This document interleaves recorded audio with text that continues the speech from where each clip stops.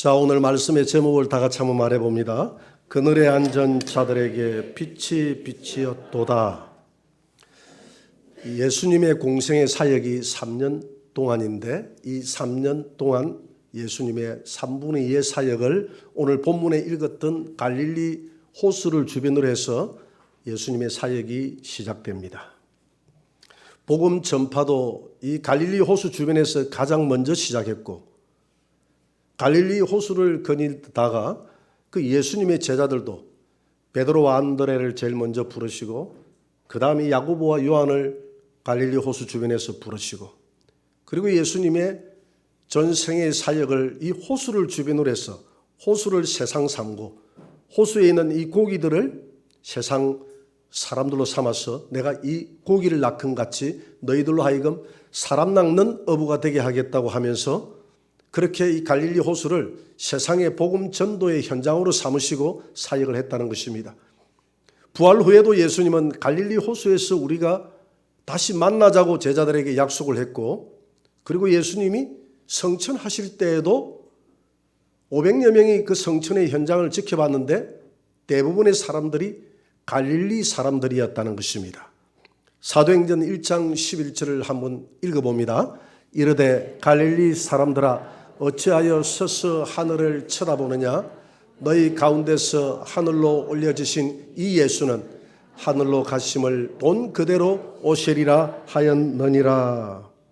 아멘. 여러분, 갈릴리 사람들아라고 했듯이 이 갈릴리 사람들의 대부분이 예수님의 성천을 지켜보는 영광을 누리게 되었다 이 말입니다. 이 갈릴리 지역이 어떤 지역이었길래 이렇게 우리 예수님의 사랑과 관심을 한몸에 받는 이런 복을, 이런 축복을 누리게 되었는지 오늘 본문을 통해서 한번 알아볼 수 있도록 하겠습니다. 오늘 마태복음 4장 15절을 다시 한번 읽어봅니다. 스불론 땅과 납달리 땅과 요단강 저편 해변길과 이방의 갈릴리여. 그 다음에 16절 봅니다. 흑암에 앉은 백성이 큰 빛을 보았고 사망의 땅과 그늘에 앉은 자들에게 빛이 비쳤도다 하였느니라. 오늘 본문에 보니까 4개의 단어가 주목이 됩니다. 첫 번째, 이방의 땅, 갈릴리여. 이방 땅이라고 했고요. 이 이방 땅이 아니거든요.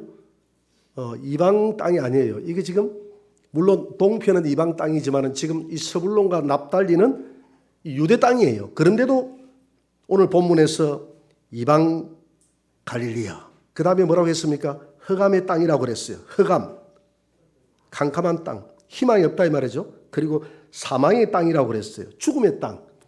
그리고 거기에 살아가는 사람들을 가리켜서 그늘에 앉은 자들이다, 백성이다, 이렇게 표현을 하고 있습니다. 자, 이 마태복음 4장 15절 16절의 말씀을 이 이사야 9장 1절의 말씀을 인용한 말씀인데요. 이사야 9장 1절에 보면 보다 좀 자세하게 내용이 나와 있어요. 우리 한번 읽어볼까요? 전에 고통받던 자들에게는 흑암이 없으리로다. 옛적에는 여호와께서 스불론 땅과 납달리 땅이 멸시를 당하게 하셨더니 후에는 해변길과 요단 저쪽 이방의 갈릴리를 영화롭게 하셨느니라.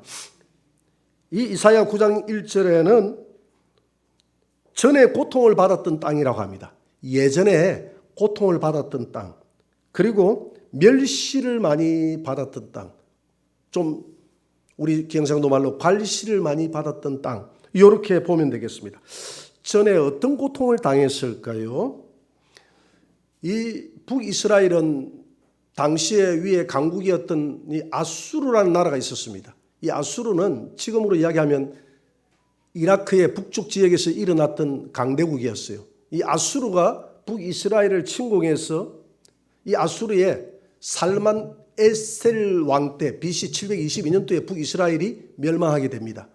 그때에 하루아침에 멸망시킨 게 아니고 이 아수르 나라가 계속 이렇게 침공하고 또 침공하고 할 때 그 길목이 이 갈릴리예요. 그러다 보니까 가장 많은 수탈을 당하고 고통을 당했던, 거기에 사는 사람들이 잡혀가고 죽고 그렇게 고통을 당했던 땅이 이 갈릴리 땅이라는 것입니다. 그래서 이사야 9장 1절에 보니까 전에 고통받는 너희들에게는 다시는 고통이 없고 이제는 빛이 비쳤다. 이렇게 표현을 쓰고 있는 것입니다. 그리고 또 이 땅을 가리켜서 멸시받는 땅이다 이렇게 이야기를 했습니다. 어떻게 멸시를 받았을까요? 이것도 과거의 역사로 한번 돌아가 봐야 됩니다. 과거의 역사를 열왕기상 9장 우리 11절에 한번 보도록 합니다. 다 같이 갈릴리 땅에 성읍 20곳을 히람에게 주었으니 이는 두로 왕 히람이 솔로몬에게 그 온갖 소원대로 백향목과 잣나무와 금을 제공하였습니다. 이 두로 왕 히람하고 솔로몬의 아버지 다윗하고 잘 지냈어요. 그래서 이 솔로몬이 다윗 왕 시대 때 짓지 못했던 이 성전을 짓잖아요. 성전 7년 그리고 왕궁을 13년 도합이 20년 동안 건축을 하게 되는데 건축을 하려고 보다 보니까 자기 나라는 이스라엘 땅에는 좋은 원목이 없는 겁니다. 그래서 이 두로 지역에는 2000m 고지 이상에 보면 백향목이라는 건축 자재로는 최고의 자재가 있었어요. 그래서 히람 왕에게 찾아가서 형님 내 소원을 좀 들어주세요. 뭔가 그때는 잘 지냈다 말이다. 자기 아버지의 시대 때부터 잘 지냈으니까 그 형님 땅에 그 2000m 고지 그 상에 나는 백향목을 좀 보내주시면 내가 하나님의 성전을 지어야 되겠습니다. 그래 보내주마. 그러면서 이제 작업을 시작했는데 무려 이 히람이 20년 동안이나 자기 나라 사람들을 부역을 시키고 또 마찬가지입니다. 이스라엘도 또 파송을 해가지고 그 나무들을 지중해 바다를 통해서 이렇게 싣고 오죠. 뗏목으로 싣고 와가지고 육지로 날아가지고 하나님의 성전과 왕궁을 이제 완성하게 되죠. 그뿐만이 아니라 잣나무가 이제 원목으로서 좋습니다. 쫙 바르잖아요. 그 잣나무도 많이 보내주고 또 금도 많이 필요하잖아요. 성전에 솔로몬은 온갖 금으로 치장을 했다 그랬거든요. 이 두로라는 나라는 지중해 근교에 살았기 때문에 무역업으로 먹고 사는 나라입니다. 그러다 보니까 무역업에 서로 화폐가 금으로 주고받았기 때문에 금이 풍부한 나라였어요. 그래서 히람 왕이 금을 많이 보내줘가지고 이 솔로몬이 이 왕궁, 이 하나님의 성전을 온통 금으로 도배를 할 수 있었다는 겁니다. 무려 20년 동안을 이 히람 왕이 이 솔로몬을 위해서 이스라엘을 위해서 이렇게 헌신을 했습니다. 그러다 보니 이 솔로몬 왕도 뭔가 보답을 해야 되잖아요. 그런데 자기 나라에 보답할 만한 게 없어. 그래서 솔로몬이 뭐라고 하느냐 하면 이 갈릴리 지역에 있는 두로 근처니까 20개 성읍을 히람 왕에게 줘버립니다. 줘버리라. 그러니까 한번 생각을 해보세요. 얼마나 이 관리실을 받습니까? 아니 나는 유대 사람인데 유대인인데 내가 원치도 않게 저 두로라는 나라에 내가 만약에 갚버렸다고 생각을 해보세요. 졸지에 그 지역에 살면서 나라 이런 고아가 돼버린 겁니다. 집안에 자기 자식을 갖다가 이 왕이 쫓아내버린 거예요. 그러니까 이렇게 과거의 역사에 보면 멸시를 당했다 이 말입니다. 여러분 대마도를 아실 거예요. 대마도. 일본 대마도가 과거에 우리 땅이라고 그러지 않습니까? 우리 땅이라고 그러는데 과거에 실제적으로 그 역사를 살펴보면 그 우리 땅이라는 그런 문헌들이 많이 나와요. 그런데 우리나라에서 이 대마도에 무인도처럼 놔놓고 그렇게 사람들이 이주해서 많이 살지 않았다는 겁니다. 그런데 일본에서 좀 문제가 있는 사람들이 이 대마도로 이렇게 오면서 일본 사람들이 많이 살게 됐다는 거예요. 제가 대마도를 한번 다녀온 적이 있습니다. 가보니까 이런 평지가 없어요. 먹고 살기가 참 어려운 지역입니다. 그러다 보니까 그 사람들이 무역을 많이 해가지고 무역을 과거에 우리 나라하고 무역을 많이 했어요. 일본보다도 오히려 우리나라하고 무역을 더 많이 했더라고요. 그러면서 이 사람들이 땅이 없으니까 먹고 살기가 곤란하니까 우리나라의 옛날에 조선시대 때 우리 이 땅을 일본도 그들도 보지도 않습니다. 보지도 않으니까 우리 조선에 편입해서 우리가 살 수 있도록 해주세요. 왜? 무역도 자주 하고 하니까 조선에 편입을 시키면 아무래도 세금으로 관심을 가지고 먹고 사는 문제가 해결될 것이다. 이렇게 생각했는데 우리나라에도 이 골치 아프니까 안 받아줬다는 거예요. 너희끼리 그냥 살아라. 그렇잖아요. 당시에 뭐 식량이라는 것이 그렇게 우리 조선 땅도 그렇게 넉넉한 게 아니니까 이 대마도 받아봤자 골치 아프니까. 그러니까 이 대마도에 사는 사람들은 일본 사람들로부터 버림받고 우리 조선으로부터도 버림받았던 땅이에요. 마치 이 갈릴리 땅이 그랬다 이 말입니다. 버림받았던 땅, 멸시당했던 땅. 여러분 그 러시아에 가면 바이칼이라는 호수가 있습니다. 바이칼 호수가 어마어마한 큰 호수죠. 이 바이칼 호수가 원래는 몽골 땅이에요. 과거에 러시아가 몽골을 지배하고 있을 때 몽골이 이 땅이 별로 필요 없다 해가지고 이 러시아의 황제에게 이 상납했던 땅이 헌납했던 땅이 바로 이 몽골 땅이에요. 이 바이칼 호수 주변입니다. 지금은 뭐 굉장한 그 자연의 보고 자원의 보고가 돼 있죠. 황금 땅이죠. 그때 당시는 뭐 이 땅이 별로 쓸모가 없다고 생각했으니까 줘버렸다 이 말입니다. 제가 거기 한번 갔다 온 적이 있습니다. 가보니까 땅은 러시아인데 사람들은 몽골 사람들이 많이 살고 있어요. 본의 아니게 그 나라에서 버린 거예요. 자기 백성을. 그러니까 내가 몽골 사람이 졸지에 러시아 사람이 돼버린 겁니다. 이러니까 멸시를 당했다 이 말이죠. 이렇게 멸시를 당했던 땅이 과거에 이 갈릴리 땅이었다. 솔로몬 왕이 이 히람 왕에게 대가로 줘버린 땅, 대가로 줘버린 땅이 바로 이 갈릴리 지역이었다 이 말입니다. 이 땅이 얼마나 쓸모가 없었는지 한번 이 히람의 반응을 한번 볼 수 있도록 합시다. 9장 12절을 봅니다. 열왕기상 다 같이 히람이 두로에서 와서 솔로몬이 자기에게 준 성읍들을 보고 눈에 들지 아니하여 13절 이러기를 내 형제여 내게 준 이 성읍들이 이러한가 하고 이름하여 가불 땅이라 하였더니 그 이름이 오늘까지 있느니라. 이게 뭐 가불 받았다 이런 땅이 아닙니다.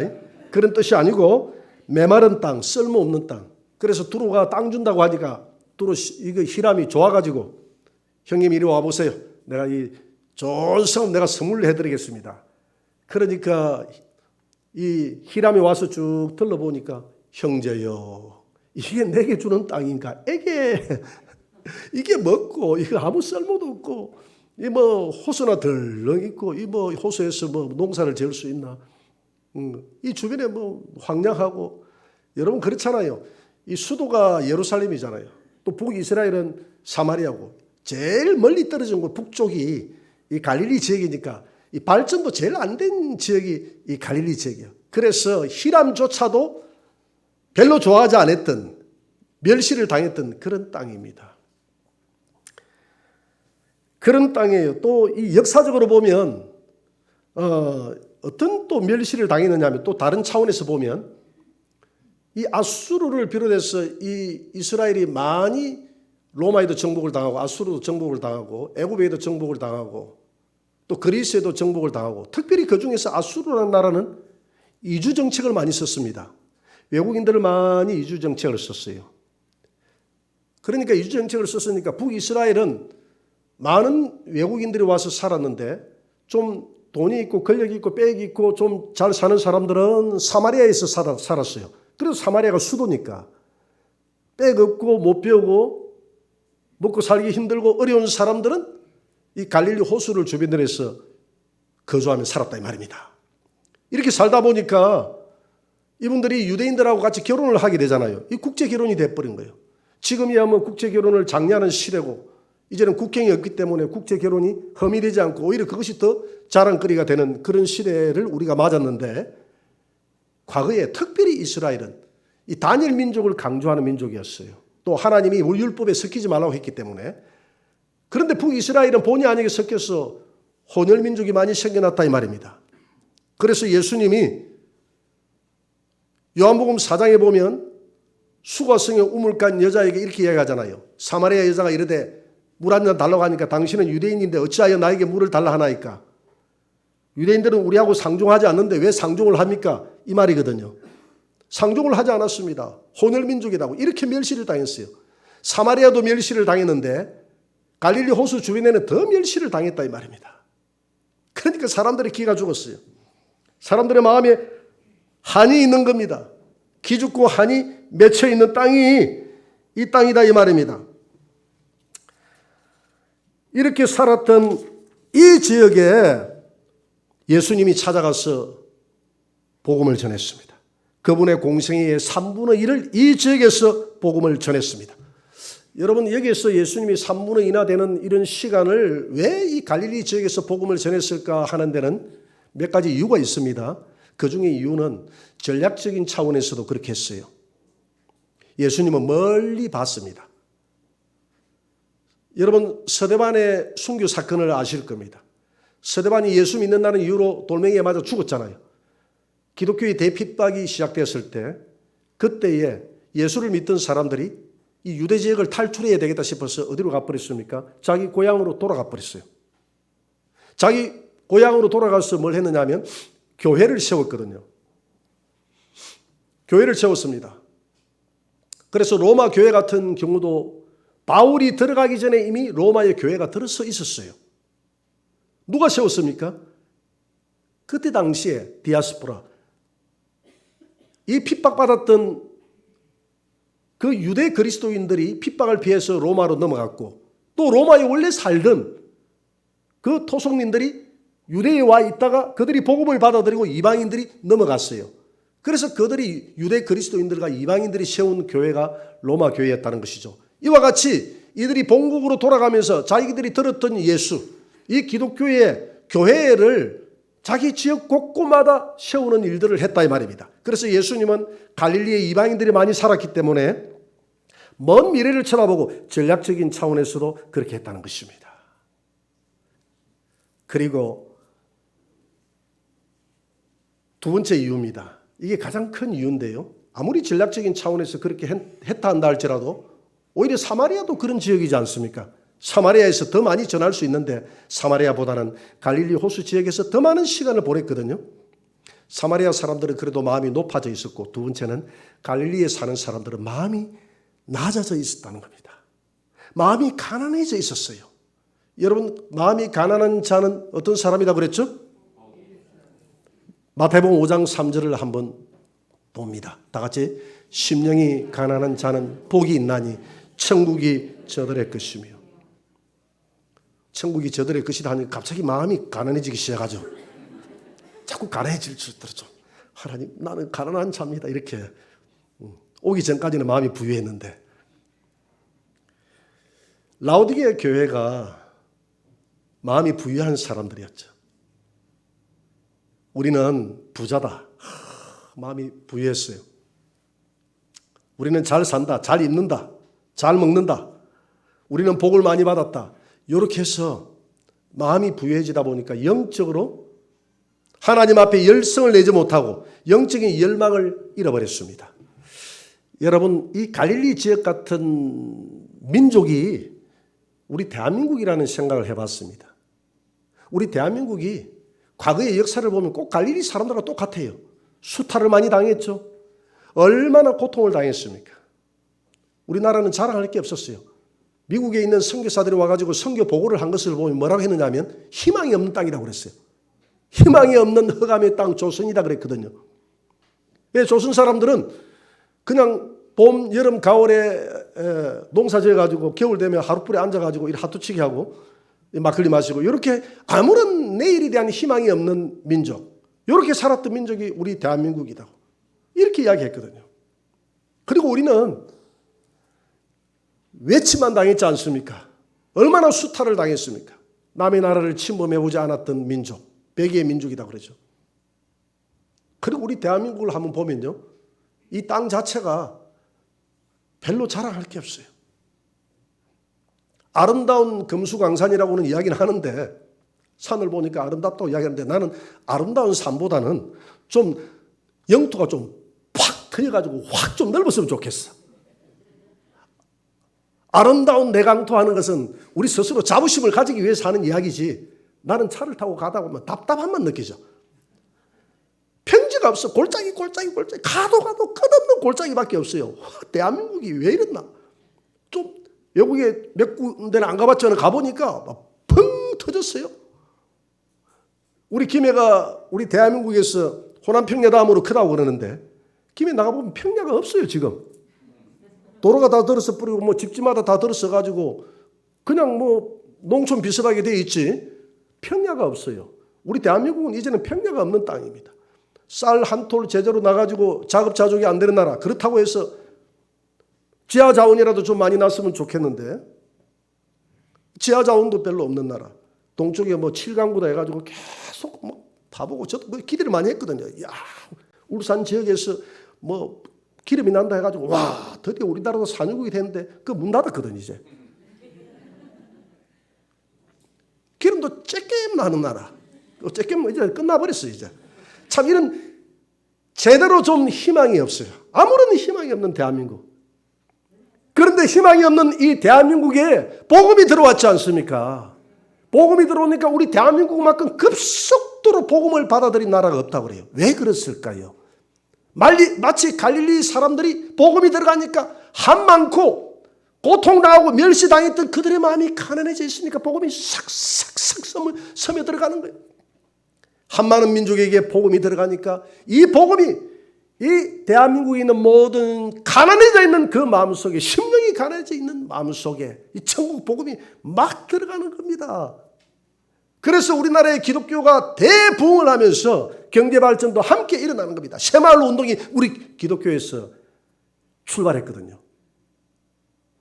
새마을 운동이 이게 원래 기독교의 새마음 운동에서 출발한 것입니다. 여러분, 그랬던 우리 대한민국, 선교사를 미국 다음으로 가장 많이 내보내는 대한민국, 앞으로 10년, 20년 후면 전 세계에 선교사를 가장 많이 내보낼 수밖에 없는 대한민국, 경제적으로도 지금 3만 불이 넘어서 우리가 이제 선진국의 반열에 들어갔던 대한민국, 모든 첨단 기술이 우리 대한민국이 대단한 나라지 않습니까? 반도체를 비롯해가지고 이 첨단 기술이 대단한 나라예요. 저는 머리가 별로 안 좋은데 우리나라 사람들이 머리가 좋은가 봐요. 저는 아무것도 못 만들 것 같는데 그렇게 옛날에 뭐 삼성이다 하면 누가 알아줬습니까? 우리나라 제품이다 하면 옛날에 어릴 때 보면 야 이거 미제다, 야 이거 일제다. 요즘 이거 미제다 일제다 하는 사람이 있습니까? 야 이거 삼성이야, 이 LG거든, 이 SK야. 이렇게 자랑하지 않습니까? 이런 나라가 우리나라가 돼버렸어요. 대단한 민족입니다. 그런데 어느 순간인가 우리 대한민국의 국민들뿐만이 아니라 우리 성도들조차도 마음이 이제는 너무 부유해져 버렸고 첫사랑을 잃어버리고 천국에 대한 소망이 사라지고, 어릴 때는 그렇게 70년도, 과거에 60년도, 80년도에는요 교회 성도들이 기도가 달라요. 얼마나 눈물 흘리면서 기도했는지 모릅니다. 서울 삼각산에 제가 90년도 초반에 올라갔는데, 삼각산에 올라갔더니 여기저기서 주야 주야 하는 소리가 들렸습니다. 대단하네, 내가 그랬어요.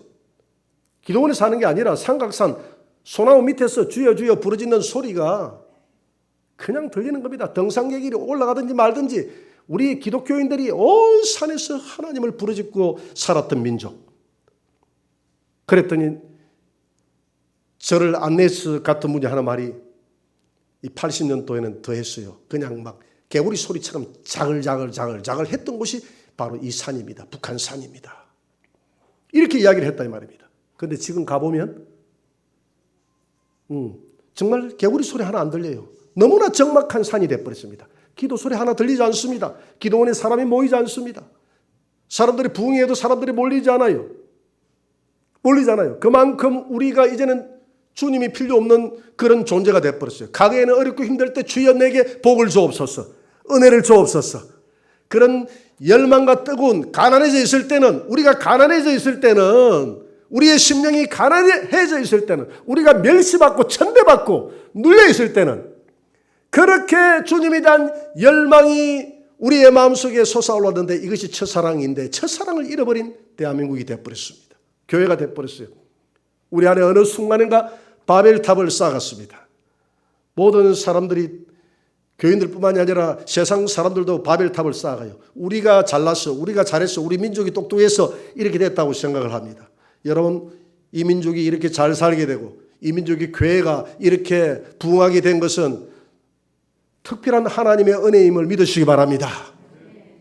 마치 갈릴리 땅에 있는 이 사람들을 가난해져 있는 그 민족들에게 찾아가서 전 세계에 흩어져서 복음을 전하는 주님의 도구로 썼듯이 하나님께서는 우리 대한민국을 이 마지막 때에 갈릴리 사람, 이스라엘 중에서도 갈릴리 사람들처럼 이렇게 쓰기를 소원하고 있는 줄 믿으시기 바랍니다. 그럼에도 불구하고 우리는 마음이 높아져 있으니까 하나님이 이 코로나를 통해서 전 세계 교회에 경고를 주는 겁니다. 이 코로나가 여러 가지 의미가 담겨 있어요. 우리가 하나님의 뜻을 다 알 수는 없지만 분명한 사실은 브레이크 없이 지금 앞만 보고 달려가는 이 땅에 있는 모든 사람들이여 브레이크를 밟고 너희들의 삶을 한번 돌아보라. 너희들이 제대로 가고 있는지. 왜 이 땅에 있는 모든 사람들이 부유해지니까 다 바벨탑을 쌓고 하나님을 도외시하고 하나님을 대적하고 온 법안을 만들어내도 하나님을 대적하는 법안을 만들어내고 성경에 반하는 법안을 만들어내고 이 땅에 있는 정치인들과 이 땅에 살아가는 모든 사람들이 바벨탑을 쌓아가는 이때에 멸망 직전에 있으니까 내가 기회를 주노니 다시 한 번 더 돌아봐라. 잘 안 돌아보니까 코로나가 자꾸 길어지는 거예요. 우리라도 빨리 돌아보고 이 코로나는 성경에 보니까 하나님이 천사들을 보내서 종식을 시켜줘야 종식이 되는 것입니다. 할렐루야. 하나님이 이 코로나 유행병을 하나님 종식시켜 주옵소서 말하기 전에 오늘 하나님 우리 안에 가난함을 주옵소서. 바벨탑이 무너지게 하여 주옵소서. 내 안에 모든 부ям들이 무너지게 하여 주옵소서. 내 심령이 가난해져서 주여 다시 한번 주님을 찾게 도와주옵소서. 이번에 광명에 한번 다녀온 적이 있어요. 광명이가 광양은 저 경기도고 광양은 저 전라도죠, 그죠? 거기에 예성에다 해가지고 우리 예루살렘 성을 막아선 한 사람이 되자 해가지고 한 달에 한 번씩 나라 민족을 위해서 기도회를 하는 모임 하는 그 광명에 있는 남자 목사님이 한 분 매 달마다 이렇게 모임에 참석해서 기도를 해요. 그래서 자기 교회에서 기도를 하자 해서 지난주에 이 광양을 다녀온 적이 있습니다. 광양에 한 13만 된다 하더라고요. 그래서 이 목사님이 하시는 말씀이 이 광양은 광양 제철 때문에 먹고 삽니다. 그렇게 하면서 그런데 이 코로나로 인해서 이번에 자기가 보니까 큰 교회를 제외하고 작은 교회는 한 60%는 문을 다 닫아버린 것 같아요. 광양이 가장 심한 것 같아요. 시내를 한 바퀴 쭉 돌아보니까 내가 어디 교회가 있는데 대충 다 아는데 10개 중에서 한 6개는 눈에 안 보입니다. 안 보입니다. 어디로 가버는지 모르겠어요. 심각합니다. 타격이 굉장합니다. 생각보다 심각합니다. 이렇게 이야기를 합니다. 여러분, 중국 선교교회라고 해가지고 김해에는 중국 선교교회가 있습니다. 이 중국인들을 대상으로 해서 선교하는 또 교회가 우리 예성에 있어요. 그래서 제가 물어봤습니다. 이분이 외국인 현황을 너무 잘 알아요. 지금 김해에 외국인들이 몇 명이나 지금 남아 있습니까? 예, 목사님 한 2만 명 남아 있습니다. 이전에 불법 체류자까지 합쳐서 한 5만 된다 했는데 예, 한 절반은 다 떠났습니다. 코로나 때문에 본국으로 다 돌아갔다는 거예요. 그래요? 그래요. 이분이 중국 교회인데 그러면 중국 교회, 중국 사람들은 여기 얼마나 남아 있습니까? 예, 중국 동포까지 합쳐서 한 2천여 명 남아 있습니다. 그래요. 교회 피해가 없습니까? 피해가 많죠. 우리가 아래 위 층을 쓰는데 한 층을 아무래도 문을 닫아야 될 것 같아요. 중국에 있는 사람들이 많이 넘어가면서 월세도 지금 못 날 정도로 어렵게 됐다고 그래요. 중국은 시진핑 정권이 들어서면서 십자가를 다 내리고 지하에 있던 가정교회들을 전부 다 끌어내서 삼자교회로 편입을 시키고 공산당 밑에 충성 맹세를 하고 그리고 난 다음에 교회를 운영하게끔 이렇게 한다는 거예요. 하나님이 공산당에게 충성 맹세하고 하나님을 섬겼어야 되겠습니까? 마오쩌둥 시대에도 없던 일들이 지금 벌어지고 있습니다. 이렇게 이야기를 하면서 더군다나 우리 한국에 이 중국에 대한 선교가 더 중요해졌습니다. 이곳에서 마음껏 복음을 전해서 훈련을 시켰어. 그들을 중국 땅에 내보내야 됩니다. 중국에 있는 우리 선교사들이 다 추방을 다 당했어요. 한인 사역을 하는 선교사 몇 명을 제외하기는 중국 대상으로 하는 선교사들은 전부 다 추방 다 당했다는 거예요. 여러분, 이런 시점에 코로나가 이렇게 만들었어요. 코로나가 이렇게 힘들게 만들었습니다. 중국 선교도 다 외국인 선교하는 중국에 있는 이런 교회가 8개 교회가 되는데 다 어렵다고 그래요. 그런데 이때 하나님께서 우리에게 주시는 음성은 뭡니까? 가장 어렵고 힘들 때, 갈릴리에 있는 사람들이 가장 절망하고 희망이 없을 그때에 누구의 힘으로 다시 일어날 수 있는 기회입니까? 예수님이 주시는 힘으로. 할렐루야. 하나님, 코로나로 인해서 우리 자영업자들이 힘듭니다. 아마 우리 성도들도 힘들 거예요. 힘들 거예요. 너무너무 힘들 거예요. 그러나 이때 우리는 주님을 바라봐야 됩니다. 납달리에 있는 땅, 흑암의 땅, 사망의 땅, 절망의 땅, 거널진 땅에 있는 그들에게 생명의 빛이 비쳤도다. 할렐루야. 우리 주님은 이런 코로나를 통해서 우리에게 말씀하십니다. 다시 초심을 회복해라. 다시 첫사랑을 회복해라.